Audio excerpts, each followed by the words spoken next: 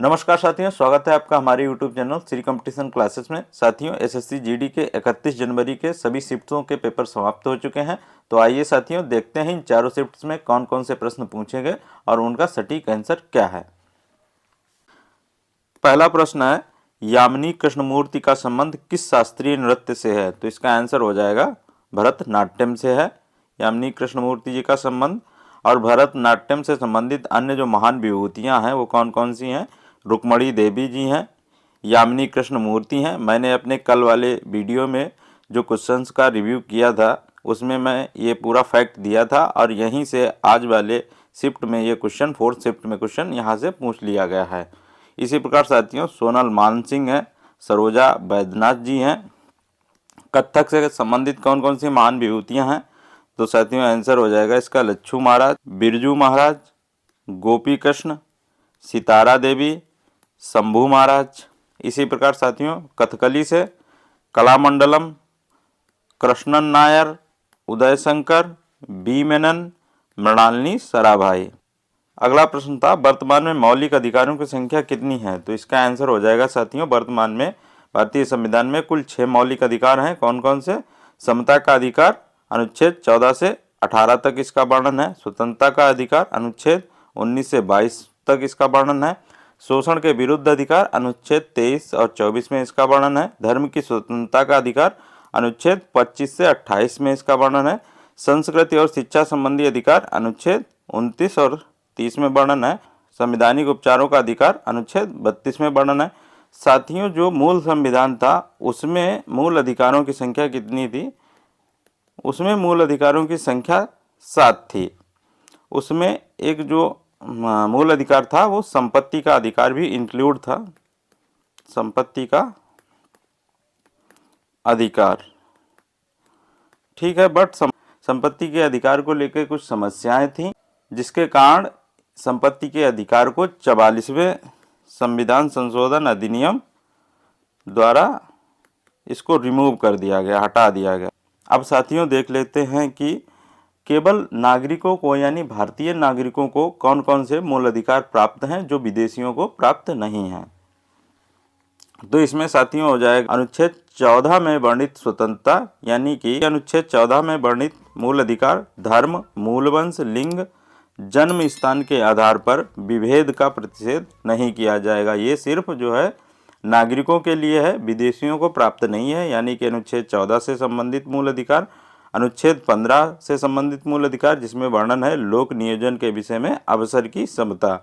इसी प्रकार साथियों, अनुच्छेद 19 में जो 6 प्रकार की स्वतंत्रताओं का वर्णन है वो भी सिर्फ भारतीय नागरिकों को प्राप्त है, विदेशी नागरिकों को प्राप्त नहीं है। और अनुच्छेद 29 में वर्णित मूल अधिकार यानी कि अल्पसंख्यकों की भाषा, लिपि और संस्कृति के संरक्षण का अधिकार भी केवल भारतीय नागरिकों को ही प्राप्त है, विदेशियों को प्राप्त नहीं है। इसी प्रकार अनुच्छेद 30 में वर्णित मूल अधिकार शिक्षण संस्थानों की स्थापना और प्रशासन करने की अल्पसंख्यक वर्गों का अधिकार, ये भी साथियों सिर्फ केवल भारतीय नागरिकों को प्राप्त है, विदेशियों को प्राप्त नहीं है। अगला प्रश्न है, प्रियदर्शनी किस शासक का उपनाम था? तो इसका आंसर हो जाएगा मौर्य सम्राट अशोक का नाम प्रियदर्शनी था। उन्हें प्रियदर्शी के नाम से भी जाना जाता है। अशोक के किस अभिलेख में कलिंग युद्ध का वर्णन मिलता है? तो इसका आंसर हो जाएगा 13वां अभिलेख है, जो कि कलिंग युद्ध के बारे में वर्णन मिलता है उसमें। अशोक के समय बराबर पहाड़ियों पर निर्मित गुफाएं कौन कौन सी थीं? सुदामा गुफा, कर्ण चौपड़ गुफा, विश्व झोपड़ी गुफा। अगला प्रश्न है, भौगोलिक दृष्टि से भारत का सबसे छोटा राज्य कौन सा है? तो इसका आंसर हो जाएगा गोवा। और सबसे बड़ा राज्य कौन सा है? राजस्थान। गोवा को पूर्ण राज्य कब घोषित किया गया? 1987 में। जनसंख्या की दृष्टि से सबसे बड़ा राज्य उत्तर प्रदेश है और जनसंख्या की दृष्टि से सबसे छोटा राज्य सिक्किम है। गोवा एकमात्र भारत का ऐसा राज्य है जहां समान नागरिक संहिता लागू है। गोवा के मुख्यमंत्री कौन है? प्रमोद सावंत हैं, ठीक है। और गोवा के राज्यपाल कौन है? आप लोग कमेंट करके बताइएगा। अगला प्रश्न है, निम्न में से किस केंद्र शासित प्रदेश का स्वयं का लेफ्टिनेंट गवर्नर नहीं है? तो इसका आंसर हो जाएगा पुदुचेरी। और किसके पास इसका अतिरिक्त चार्ज है? तो आंसर हो जाएगा तमिलसाई सुंदर राजन के पास। भारत में कुल केंद्र शासित प्रदेशों की वर्तमान में संख्या कितनी है? 8 है। और वर्तमान में अभी जो हाल फिलहाल में जो चेंजेज हुए हैं केंद्र शासित प्रदेशों को लेके वो कौन कौन से हैं? दादरा नगर हवेली और दमन दीव को कब मर्ज किया गया था? तो 26 जनवरी 2020 से प्रभावी हो गया। घोषणा पहले ही कर दी गई थी। जम्मू और कश्मीर यूटी के रूप में कब अस्तित्व में आया? 31 अक्टूबर 2019 से। और लद्दाख 5 अगस्त 2019 को घोषित किया गया था और 31 अक्टूबर 2019 से ये प्रभाव में आया। अगला प्रश्न है, हालडा उत्सव किस राज्य में मनाया जाता है? तो इसका आंसर हो जाएगा हिमाचल प्रदेश की लाहौल घाटी में, और यह जनवरी माह में नववर्ष के उपलक्ष्य में मनाया जाता है। इसी प्रकार साथियों, इको रिट्रीट उत्सव, धनु यात्रा, बाली यात्रा, ये सब कहाँ मनाए जाते हैं? उड़ीसा में। फ्लेमिंगो उत्सव या फ्लेमिंगो फेस्टिवल आंध्र प्रदेश में मनाया जाता है। मोत्सु उत्सव नागालैंड में। जल्लीकट्टू तमिलनाडु में, और यह सांड को काबू करने वाला एक खेल है। अगला प्रश्न है, भारत की प्रथम पंचवर्षीय योजना किस क्षेत्र पर केंद्रित थी? तो इसका आंसर हो जाएगा प्राथमिक क्षेत्र पर केंद्रित थी, अर्थात कृषि क्षेत्र से। कार्यकाल इसका कब से कब तक रहा था? 1951 से 1956 तक। किस मॉडल पर आधारित थी? हैरो डोमर मॉडल पर आधारित थी पहली पंचवर्षीय योजना। और योजना आयोग का गठन कब हुआ था? 15 मार्च 1950 को। नीति आयोग का गठन कब हुआ था? यह स्थापना कब हुई थी? 1 जनवरी 2015 को, और इसी ने योजना आयोग को प्रतिस्थापित किया था। नीति आयोग के वर्तमान उपाध्यक्ष कौन है? सुमन के बेरी। अगला प्रश्न है, स्टार्टअप इंडिया इनोवेशन सप्ताह मार्च 2021 का उद्घाटन किसके द्वारा किया गया? तो इसका आंसर हो जाएगा पीयूष गोयल जी द्वारा किया गया। और पीयूष गोयल जी के पास कौन सा मंत्रालय है वर्तमान में? वाणिज्य एवं उद्योग मंत्रालय। स्टार्टअप इंडिया कब प्रारंभ की गई? तो इसका आंसर हो जाएगा 16 जनवरी 2016 को स्टार्टअप इंडिया प्रारंभ की गई। स्टैंड अप इंडिया का शुभारंभ कब हुआ? 5 अप्रैल 2016 को। इसी प्रकार प्रधानमंत्री कृषि सिंचाई योजना कब प्रारंभ की गई? 2015 में। प्रधानमंत्री फसल बीमा योजना 13 जनवरी 2016 को प्रारंभ की गई। अगला प्रश्न है, वर्तमान में कनाडा में भारत के उच्चायुक्त कौन है? तो इसका आंसर हो जाएगा संजय कुमार वर्मा वर्तमान में कनाडा में भारत के उच्चायुक्त हैं। अगला प्रश्न है, विभवांतर का एसआई मात्रक क्या होता है? तो इसका आंसर हो जाएगा विभवांतर का एसआई मात्रक वोल्ट होता है। इसी प्रकार विद्युत धारा का एम्पियर, प्रतिरोध का ओम। अगला प्रश्न है, राधा दत्ता किस नृत्य से संबंधित हैं? तो इसका आंसर हो जाएगा मोहिनी अट्टम से। ठीक है। और मोहिनी अट्टम की अन्य महान विभूतियां कौन कौन सी हैं? महाराज शिवाजी, कल्याणी कुट्टी अम्मा, सुनंदा नायर, विजयलक्ष्मी, पल्लवी कृष्णन, गोपिका वर्मा, ये सभी मोहिनी अट्टम से संबंधित भारत की महान विभूतियां हैं। अगला प्रश्न है, सबसे पहले अर्जुन पुरस्कार किसे दिया गया था? तो इसका आंसर हो जाएगा कृष्णा दास को सबसे पहले अर्जुन पुरस्कार दिया गया था। और किसके लिए? तीरंदाजी के लिए। और इसकी शुरुआत कब हुई थी, यानी प्रारंभ कब हुए थे अर्जुन पुरस्कार? 1961 में खेल मंत्रालय द्वारा। अगला प्रश्न है, 2011 की जनगणना के अनुसार सबसे ज्यादा लिंगानुपात किस राज्य का है? तो इसका आंसर हो जाएगा केरल। और न्यूनतम लिंगानुपात वाला राज्य कौन सा है? हरियाणा। भारत का लिंगानुपात 2011 की जनगणना के अनुसार कितना था? तो आंसर हो जाएगा 943 महिलाएं प्रति 1000 पुरुषों पर। केंद्र शासित प्रदेश में सर्वाधिक लिंगानुपात किस केंद्र शासित प्रदेश का है? तो आंसर हो जाएगा पुदुचेरी का। और केंद्र शासित प्रदेश में न्यूनतम लिंगानुपात किसका है? दमन दीव का। अगला प्रश्न है, स्वच्छ भारत मिशन कब प्रारंभ हुआ? तो इसका आंसर हो जाएगा 2 अक्टूबर 2014 को स्वच्छ भारत मिशन प्रारंभ हुआ था, क्लीन कैंपेन इंडिया। और लक्ष्य क्या था इसका? गांधी जी की 150वीं जयंती यानी 2 अक्टूबर 2019 तक संपूर्ण भारत को स्वच्छ बनाना इसका लक्ष्य था। प्रधानमंत्री जनधन योजना कब स्टार्ट हुई?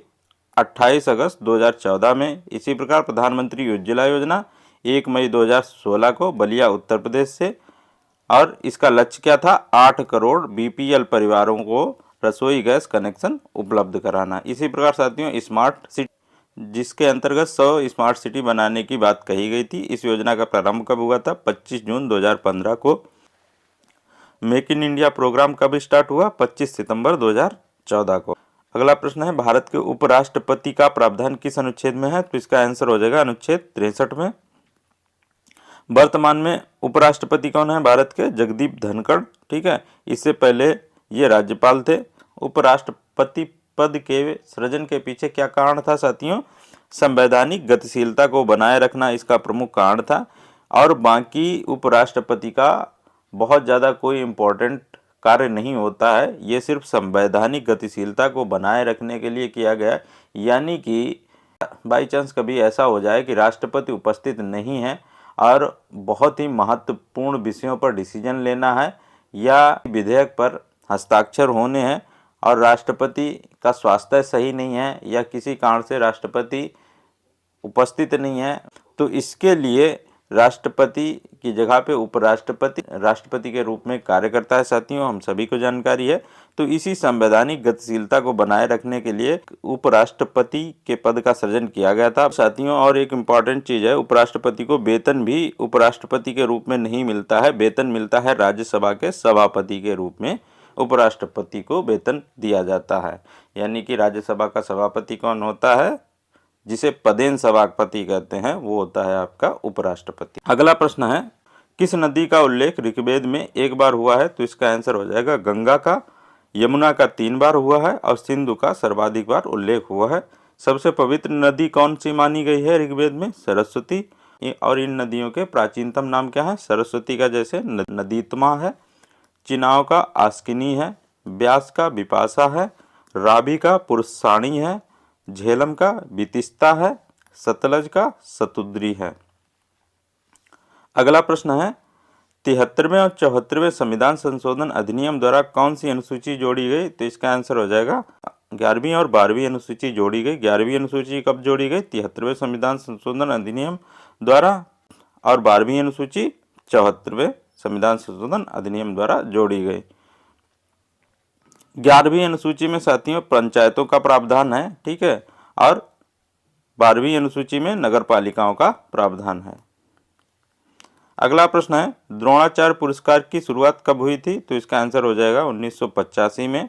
और इसमें पुरस्कार की राशि कितनी होती है? 3 लाख रुपए होती है और द्रोणाचार्य की एक कांस्य प्रतिमा के साथ प्रशस्ति पत्र भी भेंट किया जाता है। अगला प्रश्न है श्रीमती द्रौपदी मुर्मू राष्ट्रपति बनने से पहले कहाँ की राज्यपाल थी? तो इसका आंसर हो जाएगा ये राष्ट्रपति बनने से पहले झारखंड की राज्यपाल थी, ठीक है, 2015 से 21 तक। ये भारत की पहली आदिवासी महिला राष्ट्रपति हैं। भारत के राष्ट्रपति का वर्णन किस अनुच्छेद में है? अनुच्छेद 52 में। और संघ की कार्यपालिका शक्ति किसमें निहित होगी? राष्ट्रपति में निहित होगी। ऐसा किस अनुच्छेद में वर्णन है? अनुच्छेद 53 में।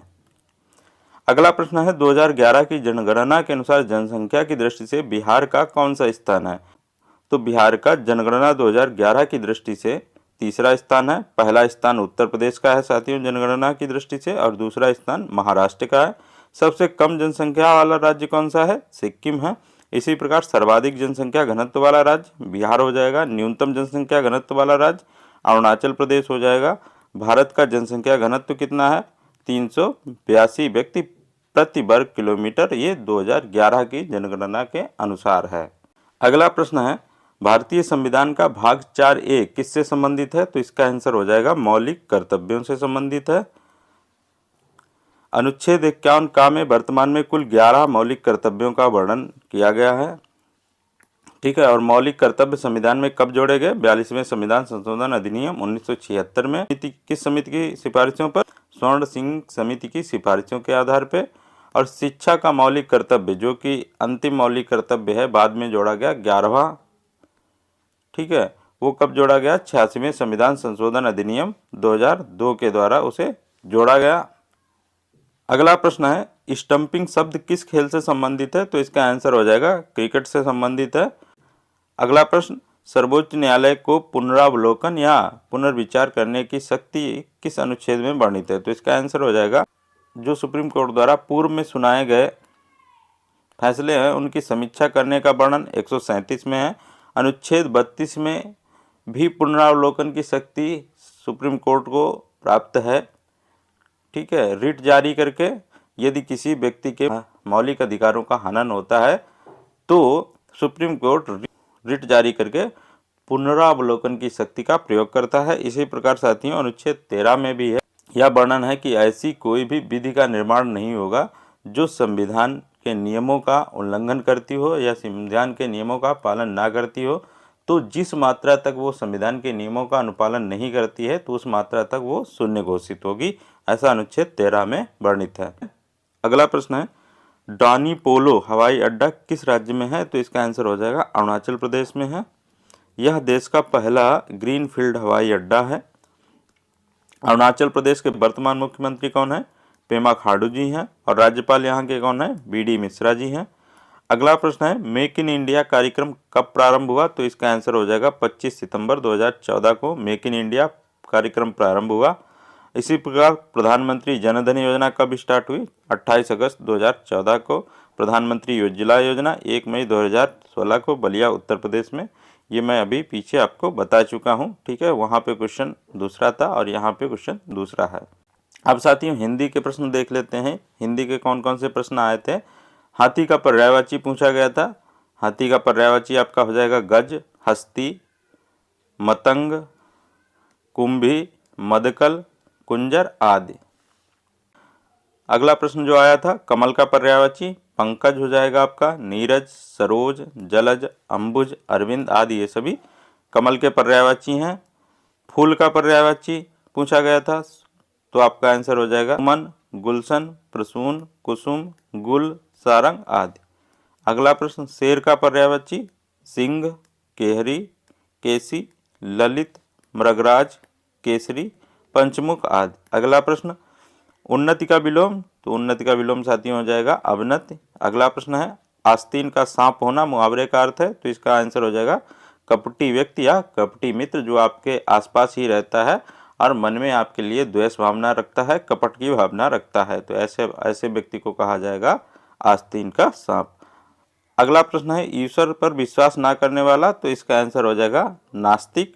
इसी प्रकार साथियों पाप का विलोम पूछा गया था, पाप का विलोम हो जाएगा पुण्य। तो साथियों आज इस वीडियो में इतना ही, मिलते हैं नेक्स्ट वीडियो में, तब तक के लिए नमस्कार, बहुत बहुत धन्यवाद। साथियों यदि चैनल पर नए हैं तो चैनल को सब्सक्राइब कर लें, लाइक कर दें एवं यदि कोई क्यूरी है तो कमेंट बॉक्स में जाके कमेंट कीजिएगा। बहुत बहुत धन्यवाद।